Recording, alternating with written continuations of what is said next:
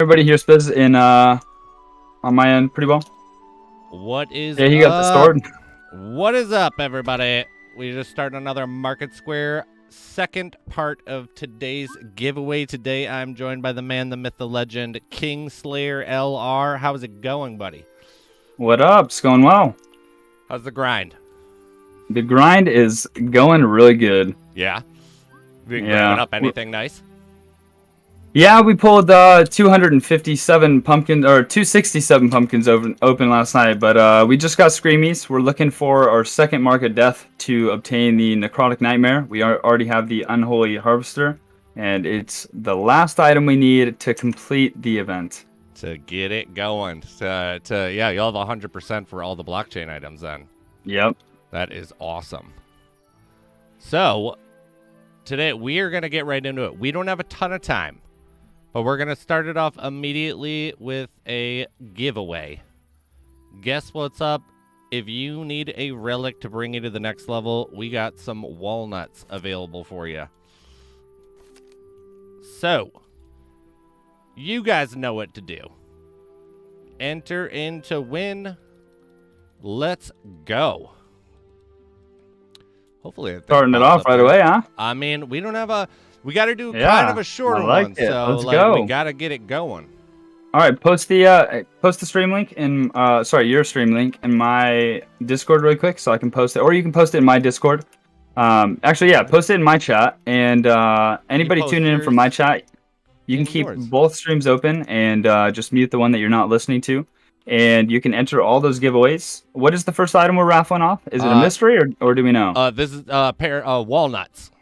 Oh, okay, Jorth Walnuts, nice. So that'll help somebody out. Hey, Zaxos, if you're listening in here, please tune into that stream over there. Give them a follow, give them some support, and you can enter into a giveaway to actually win yourself some relics that's going to help you stay alive in your dungeons.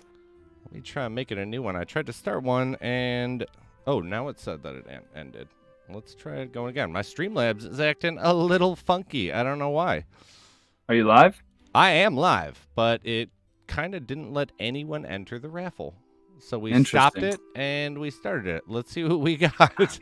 How you enter? We're gonna find out in a sec. He's trying to figure that out. To start off, though, make sure you enter.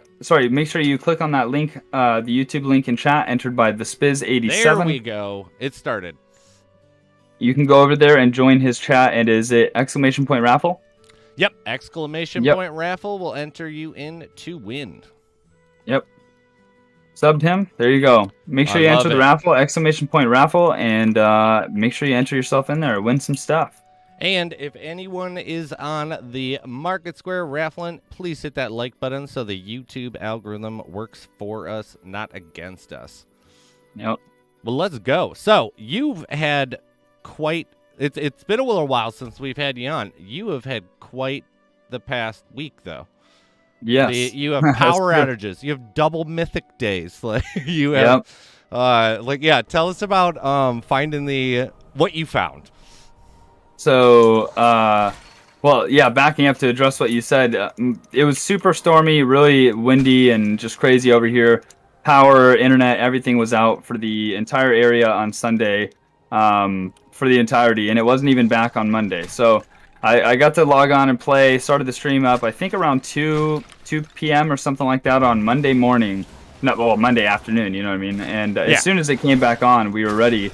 And we were doing our dungeons. I was like, maybe we just took a day off. It gave me a lot of rest. I was able to do a lot of stuff in real life. And then, anyways, jumping onto Monday's stream, we were running Xenothiel Wasteland, a 7-sword dungeon, and we had a mythical tier Inferno one-handed sword drop.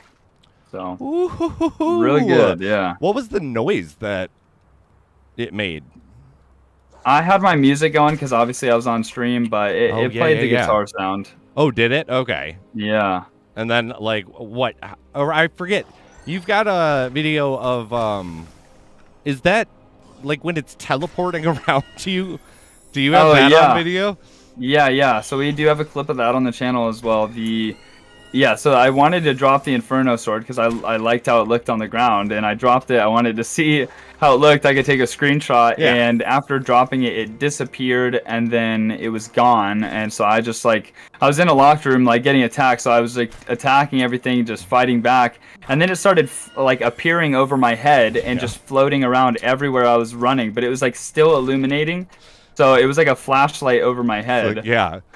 And then Yeah. and then you had the cojones to, because after that I'd be like, oh no. Well, I'm not going to take this out of the inventory again. Clearly there was this weird error. You did it like you were just like, yeah, I wanted to look at it again on the ground. It's like, my God, It was you're so a bold funny man. looking that I was willing to risk it.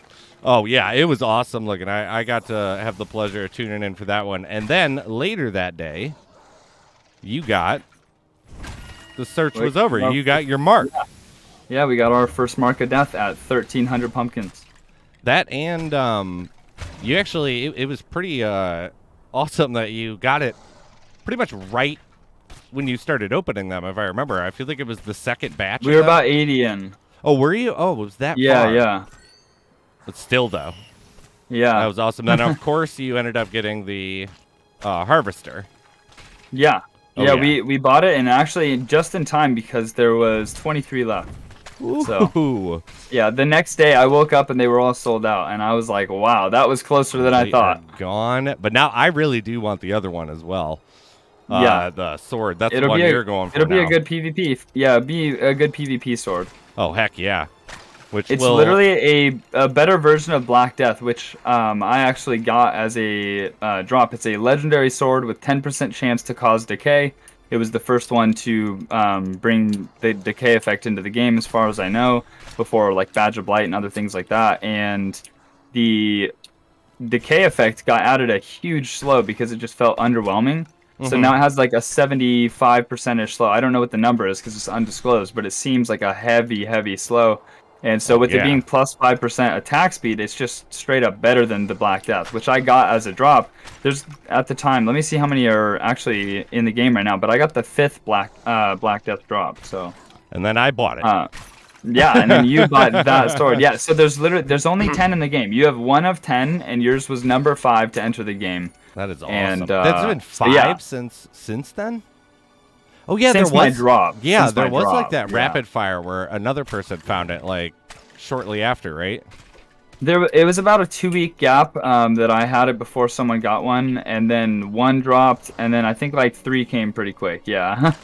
But I think it was during that period where the 5 or 6 mythicals dropped, the 2 transcendents. Like something was definitely up with the drop system at that time, and then it was tuned way back because we didn't see anything for 2 days. You know. I remember that day where Overseer was just going nuts. Yeah, like, and that was the day I got 6 greens that day, and I was like, really? Of course.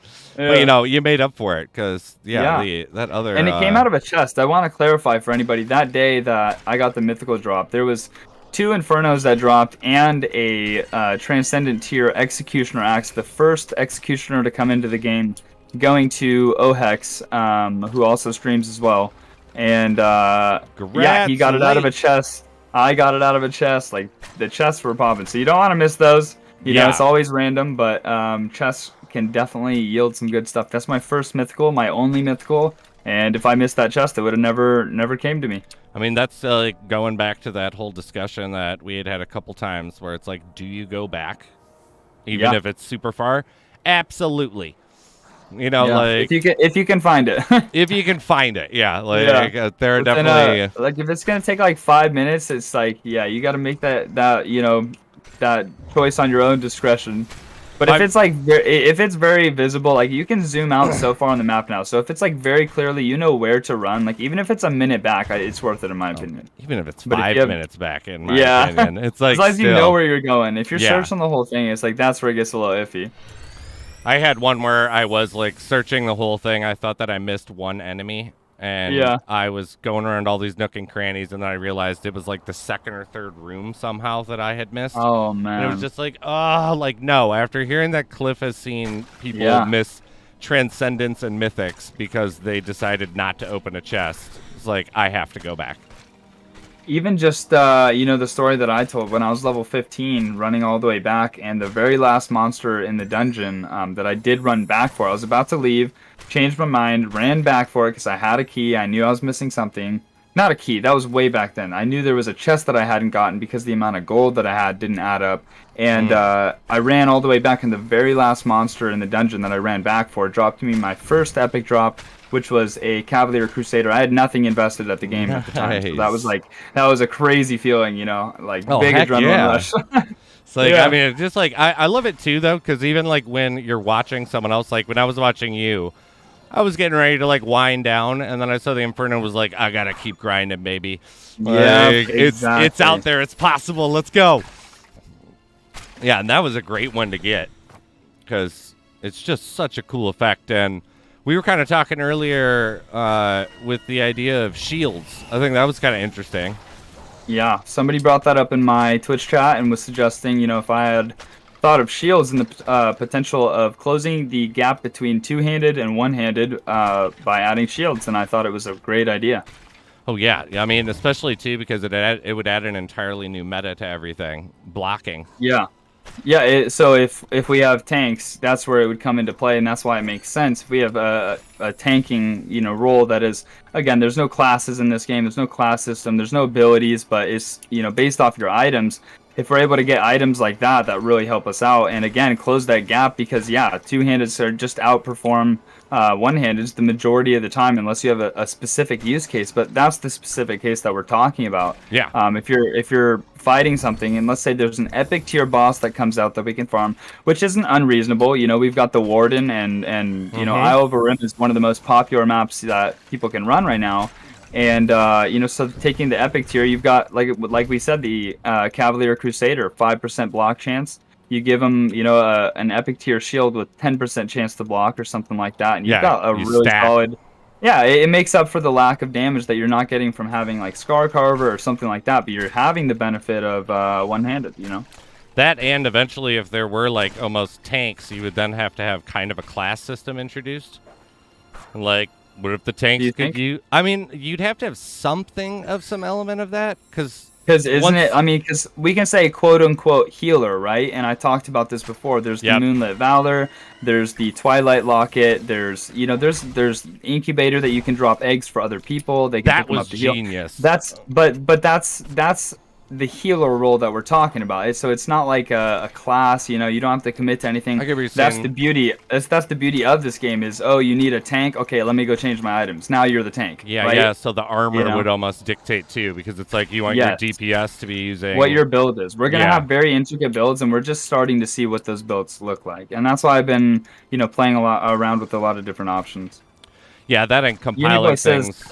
Uniboy says, what about talent trees? And as far as I know, Cliff does not have any current plans of adding a talent tree, but what I've suggested is, rather than adding a talent tree, how about we rework the champion rewards that you get? And even if that means replacing this or adding a second page where at like every 15 levels you get to put 1 point in one of 3 options. It's just one of one, not like 5 points per tier. It's just one of one, and you get a passive that kind of dictates your playstyle. Maybe those are even interchangeable at any time, where maybe you have to spend 5,000 gold, 10,000 gold, and it's a gold sink, which is healthy for the game. Like, there is genuinely so many routes that could happen, but it does depend on the route of the game that we want to take. So that's all up to Cliff.